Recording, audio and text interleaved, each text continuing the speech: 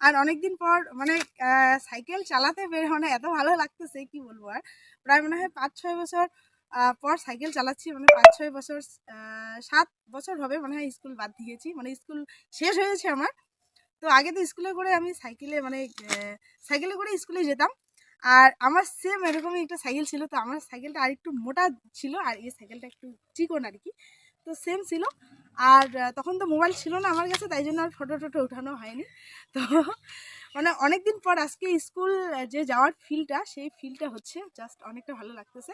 আর মাঝে মধ্যে এরকম মন খুলে প্রাণ খুলে বেরোনো উচিত, মানে নিজেকে মানে আগের স্মৃতিতে পাওয়া যায় আর কি।